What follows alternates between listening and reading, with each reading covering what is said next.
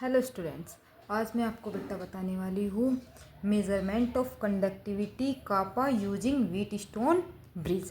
अब Wheatstone हमने इससे पहले वीडियो में पढ़ा था बेटा कंडक्टिविटी क्या होती है, कैसे करते हैं। तो जो कंडक्टिविटी है अब इसको मेजर कैसे करते हैं, हम किसकी हेल्प से हम इसको मेजर कर सकते हैं। तो आज हम पढ़ेंगे किसके हेल्प से, व्हीट स्टोन ब्रिज। आपने फिजिक्स में भी पढ़ा होगा और ये फिजिक्स में भी आता है आपका। देखो कैसे पढ़ते हैं, मेजरमेंट ऑफ कंडक्टिविटी को किससे रिप्रेजेंट करते हैं बेटा, कापा यूजिंग व्हीट स्टोन ब्रिज। अब देखो बेटे कैसे यूज करेंगे, हम एक इस तरह का नॉन कंडक्टिंग कोटिंग ले लेंगे, उसके अंदर दो इलेक्ट्रोड ले लेंगे।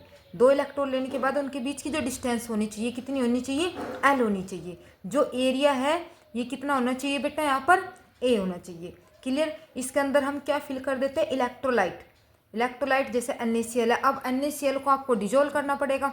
डिजोल्व करने के लिए आपको वाटर चाहिएगा। जो बेटा वाटर हम यूज करते हैं, हमें ऐसा वाटर यूज करना है जिसकी कोई कंडक्टिविटी ना हो, क्योंकि वाटर है, वाटर के अंदर क्या होते हैं आपके आयंस होते हैं। आयंस है तो इट मीन्स उसकी कंडक्टिविटी आएगी। तो हमें ऐसा वाटर यूज करना है जिसके अंदर क्या ना हो बेटा, आयंस ना, मतलब कि कंडक्टिविटी ना हो। तो इसलिए हम कंडक्टिव वाटर का यूज करते हैं NaCl को डिजोल्व करने के लिए, एक्वस सॉल्यूशन बनाने के लिए, जिससे कि जो कंडक्टिविटी आए ओनली किसकी आए बेटा, जो आप इलेक्ट्रोलाइट ले रहे हो सिर्फ उसकी कंडक्टिविटी आए, वाटर की कंडक्टिविटी ना आए। क्लियर। तो यहाँ पे आपने क्या लिया, इलेक्ट्रोलाइट फिल कर लिया।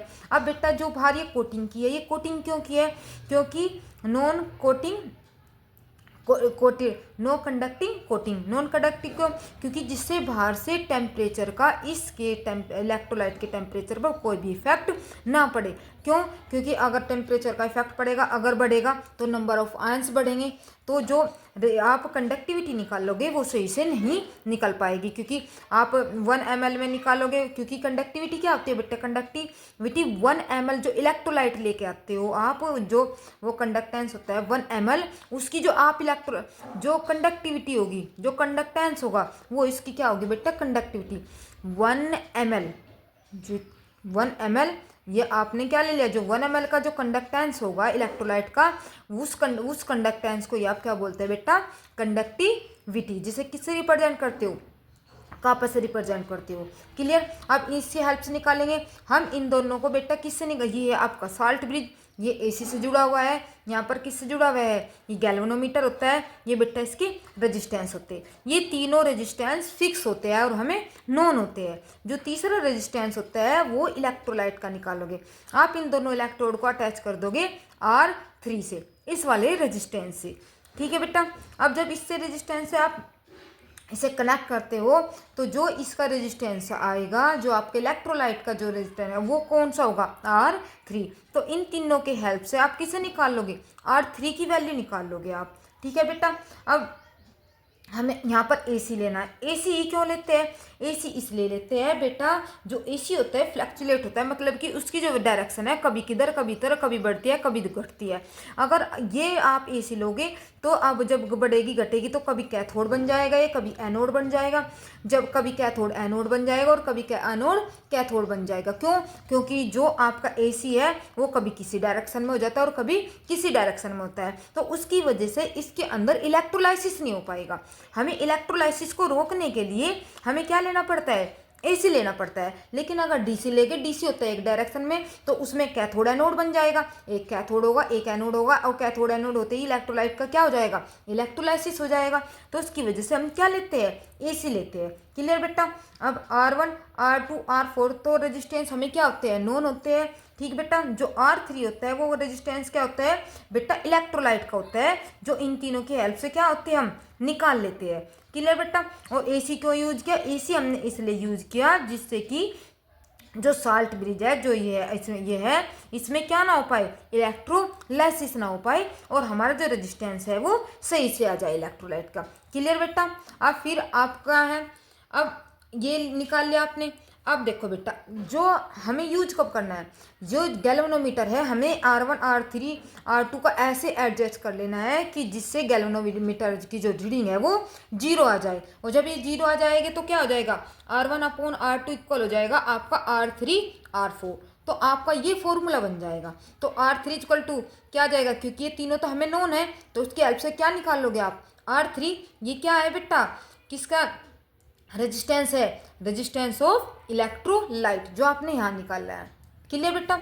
तो हम इससे पहले वीडियो में पढ़ा था कंडक्टिविटी कापा इक्वल टू होता है कंडक्टेंस मल्टीप्लाई सेल कांस्टेंट। क्या होता है बेटा, कंडक्टेंस मल्टीप्लाई सेल कांस्टेंट। और कंडक्टेंस का क्या फॉर्मूला होता है, 1/r। तो r क्या है आपका, R3 ले रहे हो आप, मल्टीप्लाई L/A, ये क्या होता है आपका सेल कांस्टेंट। ये भी फिक्स होगा, ये भी आपको नोन होगा, ये भी आपको नोन होगा। R3 आप यहाँ से निकाल लोगे और कंडक्टिविटी आप यहाँ से क्या कर सकते हो, मेजर कर सकते हो। क्लियर बेटा, इतना निकलेगा। L क्या है आपकी, इन जो ये दो इलेक्ट्रोड है इन दोनों के बीच की लेंथ, ठीक। ये क्या है, एरिया ऑफ इलेक्ट्रोड, ये जो आपको नोन होगा हो जाएगा बेटा। ये एरिया ऑफ इलेक्ट्रोड है, ये आपके दोनों जो आपकी ये इलेक्ट्रोड है इन दोनों के बीच की क्या है बेटा, लेंथ है। और आप कहाँ से निकाल लोगे, ये नोन है हो जाएगा कहाँ से, व्हीटस्टोन से निकाल सकते हो।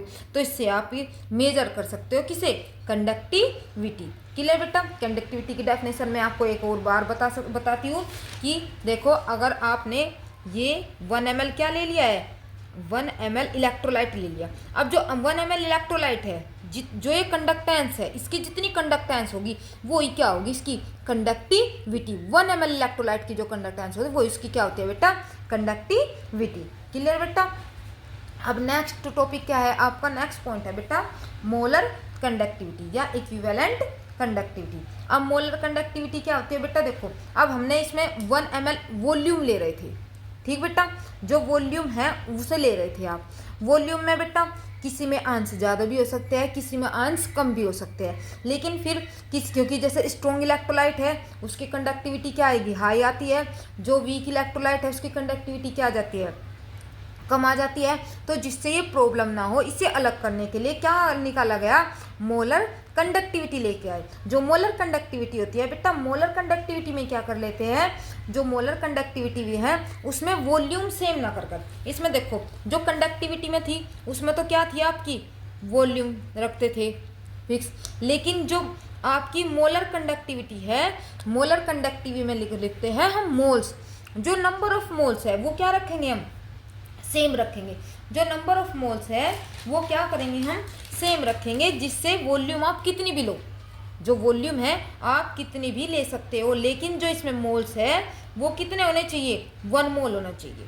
आप वॉल्यूम ज़्यादा लो या कम लो, लेकिन उसके अंदर मोल्स 1 मोल होने चाहिए। क्लियर। वो ये क्या होती है बेटा आपकी मोलर कंडक्टिविटी। भाई 1 मोल्स की जो कंडक्टिविटी आएगी, वॉल्यूम आपकी कितनी भी हो, 1 मोल्स की जो कंडक्टिविटी आएगी वही क्या हो जाएगी आपकी मोलर कंडक्टिविटी। क्लियर बेटा। कंडक्टिविटी में क्या लेते थे आप, वॉल्यूम लेते थे, लेकिन मोलर कंडक्टिविटी में आप वॉल्यूम कितनी भी ले सकते हो। उसमें तो 1 ml ले ली थी वॉल्यूम आपने, लेकिन इसमें वॉल्यूम आप कितनी भी ले सकते हो, लेकिन जो मोल्स लोगे वे कितने लोगे, 1 मोल्स लोगे। तो 1 मोल्स इलेक्ट्रोलाइट की जो कंडक्टिविटी होगी वही, जो 1 मोल्स की जो कंडक्टिविटी होगी वही क्या होती है आपकी मोलर कंडक्टिविटी। क्लियर बेटा। डेफिनेशन तो आई थिंक आपको समझ आ गई होगी मोलर कंडक्टिविटी की। अब देखो बेटा मोलर कंडक्टिविटी के एक बार थ्योरेटिकल वैसे देख लो।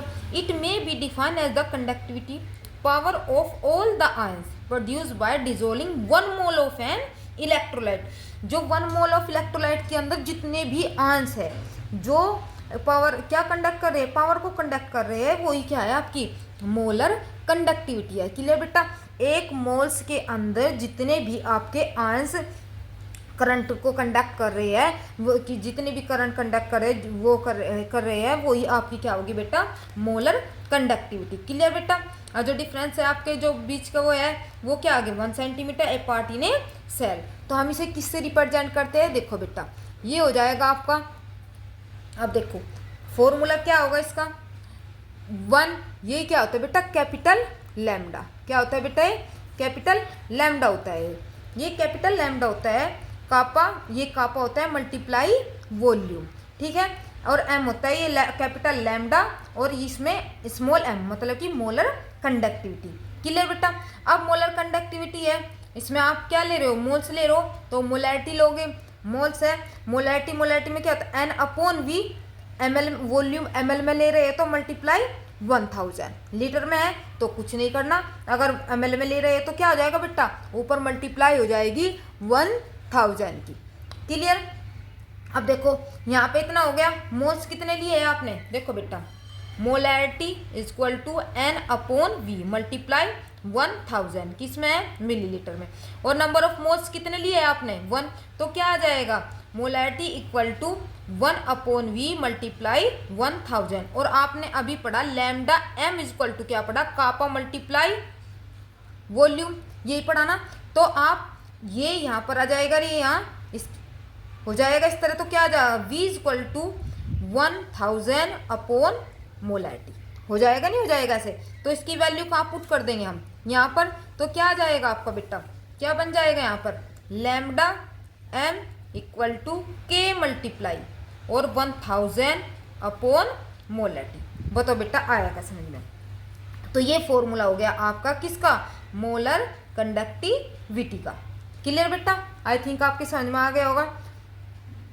एक बार और बता देती हूँ बेटा, ये होता है मोलर कंडक्टिविटी, कैपिटल लैम्डा बोलते हैं, ये m से रिप्रेजेंट करते हैं मोलैरिटी, तो k मल्टीप्लाई वॉल्यूम। ठीक, यहाँ पर वॉल्यूम है, वॉल्यूम किस में यूज करते हैं, मोलैरिटी में। मोलैरिटी का फॉर्मूला क्या होता है, n अपॉन वी मल्टीप्लाई 1000। तो इसे क्या कर दोगे आप, v ml में है तो 1000 के ऊपर मल्टीप्लाई कर दो, अगर आप लीटर में ले रहे हो तो जरूरत नहीं है। n क्या है आपका, नंबर ऑफ मोल्स, मोल्स के 1 वैल्यू है तो 1 रख देंगे, तो यहाँ पे v की वैल्यू निकाल दोगे कि तो क्या आ जाएगा 1000 अपॉन m, और ये वैल्यू इसमें पुट कर देंगे। ठीक, ये हो गई बेटा आपकी मोलर कंडक्टिविटी। क्लियर बेटा। अब देखो बेटा, अगर आप जो वॉल्यूम लेते हो किस में ले रहे हो, कंसंट्रेशन है। देखो बेटा कैसे करते हैं, अगर आप दूसरी तरह से कैसे कर सकते हो, where v is the volume of solution, अगर सेंटीमीटर क्यूब में ले ली, ठीक, containing 1 gram of moles electrolyte, जो वॉल्यूम है सेंटीमीटर क्यूब और 1 gram moles of electrolyte, and c is the molar concentration, जो c है इसकी क्या है, मोलर कंसंट्रेशन है। तो क्या हो जाएगी बेटा, lambda m is equal to kappa multiply 1000 upon, वहाँ पर जो आपने क्या लिया था, मोलैरिटी ली थी, वहाँ पर क्या क्या रिप्रेजेंट कर देंगे हम c से। और जो मोलैरिटी का बेटा जो यूनिट होती है कितनी होती है, मोल पर, जो मोलैरिटी की यूनिट होती है क्या होती है, मोल्स मिलीलीटर इनवर्स, ये होती है। तो बेटा जो मिलीलीटर होता है 1 ml इक्वल टू होता है आपका सेंटीमीटर क्यूब के, किसके इक्वल होता है बेटा, सेंटीमीटर क्यूब के। तो 1 ml की जगह आप क्या रख दोगे, सेंटीमीटर क्यूब, माइनस इनवर्स है तो क्या आ जाएगा, माइनस के 3 आ जाएगा, तो moles centimetre cube inverse minus के। तो जब आप ऊपर कापा है सीमेन और सेंटीमीटर इनवर्स, जब आप सेंटीमीटर की क्यूब है उसे ऊपर लेके जाओगे तो क्या हो जाएगी बेटा, प्लस हो जाएगी, 1 माइनस की और 3 प्लस की होगी, तो कितने रह जाएगी, प्लस के 2। तो सीमेन को हम क्या भी लिख सकते हैं, ओमनी इनवर्स, प्लस के हम सेंटीमीटर क्यूब, और ये मोल है, मोल ऊपर जाएगा तो क्या आ जाएगा, मोल इनवर्स, या आप क्या भी बोल सकते हैं सीमेन सेंटीमीटर स्क्वायर या मोल इनवर्स। बेटा इसकी यूनिट पूछ लेता है, यूनिट बहुत इंपॉर्टेंट है। आई थिंक आपके बेटा क्लियर हो गया। तो एक बार और रिपीट बता कर देती हूँ मैं, मोलर कंडक्टिविटी k मल्टीप्लाई होता है 1000 अपॉन c।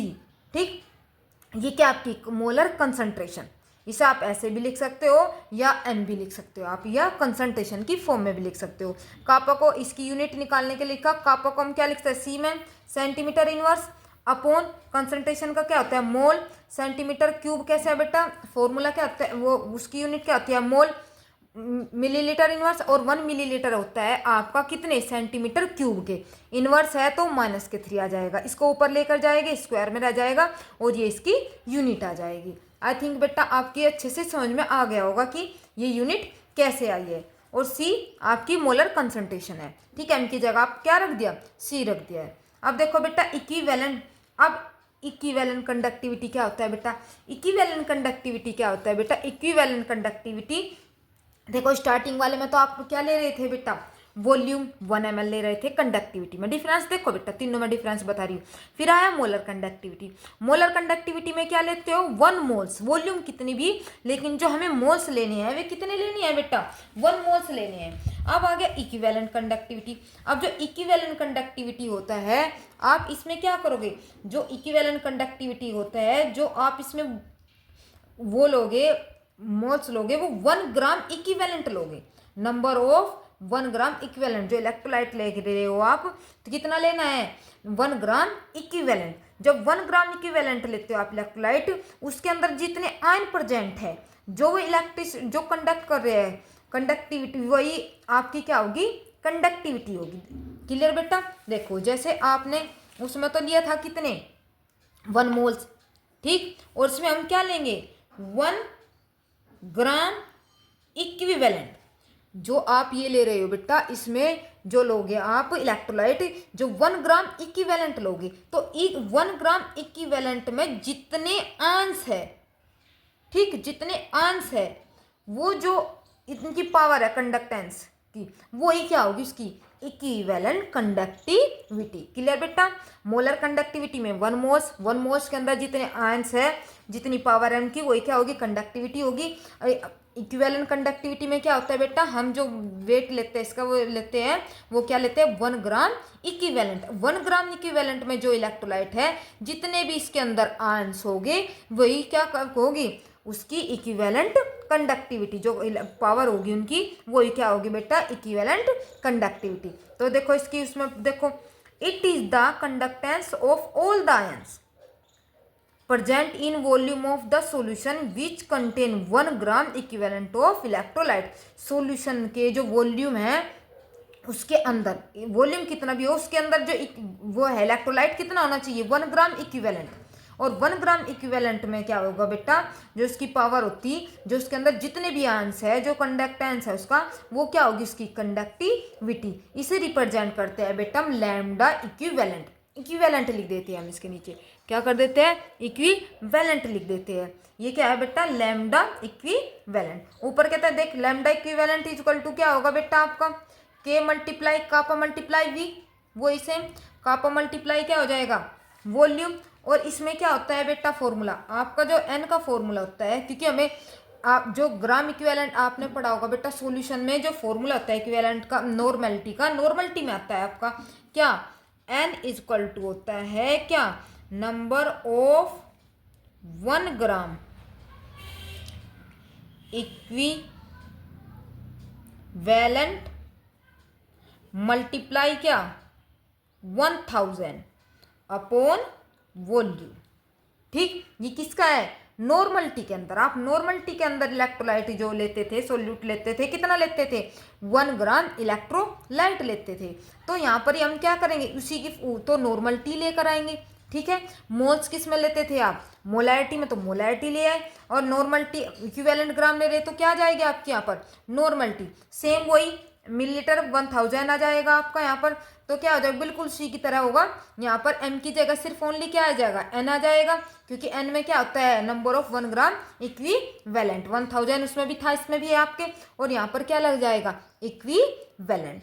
क्लियर बेटा। ये किसका फॉर्मूला होगा आपका इक्विवेलेंट कंडक्टिविटी, जिसे हम लैम्डा इक्विवेलेंट से रिप्रेजेंट करते हैं। ठीक है बेटा।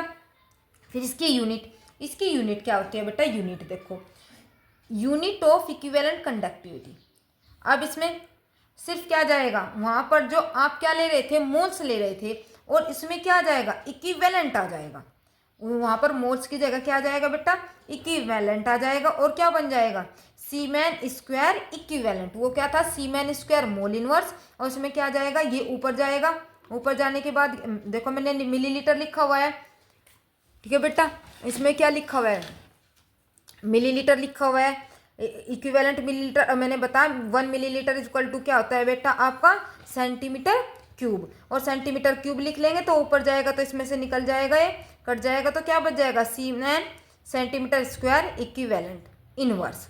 ठीक बेटा, हो जाएगा। एक बार और बता देती हूँ यहाँ से, देख इक्विवेलेंट तीनों में डिफरेंस बता देती हूँ एक बार बेटा आपको, और अच्छे से क्लियर हो जाएगा। देखो बेटा कंडक्टिविटी में लेते थे आप वॉल्यूम, कि आपने इतनी वॉल्यूम ले ली, इसके अंदर जितने भी आपके आंश है, जो जितने भी आंश है, जो कंडक्टिविटी है, जो कंडक्टेंस है, उसकी जो कंडक्टिविटी होगी वही क्या होगी आपकी, जितना कंडक्टेंस है वो उसकी क्या होगी कंडक्टिविटी होगी। और फिर सेकंड आ गया आपका मोलर कंडक्टिविटी में, उसमें ये बोला कि आप वॉल्यूम कितने भी लो, लेकिन जो मोल्स लेने हैं उसमें आपको 1 मोल लेने हैं। अब 1 मोल्स के अंदर इस वॉल्यूम में 1 मोल्स होने चाहिए। इस 1 मोल्स के अंदर कितने जितने उसमें आयन है वे आयन जो कंडक्टेंस जो आयंस है उनकी जो पावर है भाई कितनी कंडक्टेंस है वो उसकी क्या होगी बेटा कंडक्टिविटी होगी उन मोल्स एक मोल्स के अंदर जितने आयंस है।